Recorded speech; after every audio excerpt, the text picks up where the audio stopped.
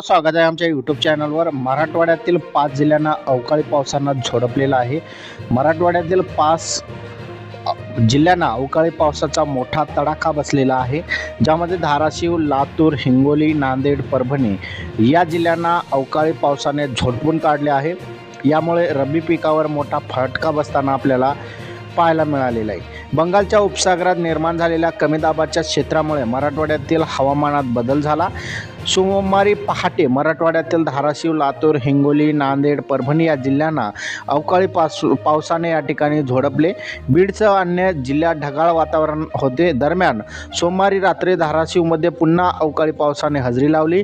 लातूर जिल्ह्यात गारपीट झाल्याने मोठ्या प्रमाणात पिकांचं नुकसान झालं।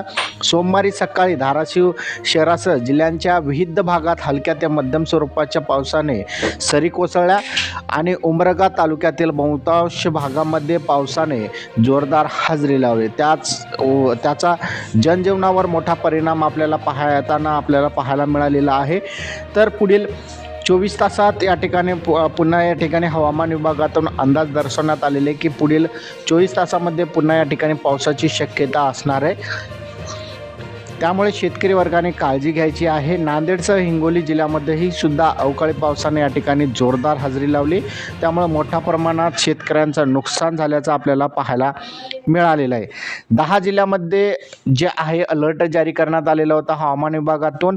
त्यामध्ये मोठ्या प्रमाणात 30 ते 40 किलोमीटर प्रति तासाने जे वाऱ्याचा वेग आहे ते आपल्याला पाहायला मिळालेला होता। तर अशा प्रकारे बघितलं तर राज्यातील 5 जिल्ह्यांना मोठ्या प्रमाणात फटका बसलेला आहे अवकाळी पावसाचा। तुमच्याकडे अवकाळी पाऊस होता का? कमेंटमध्ये नक्की सांगा। धन्यवाद।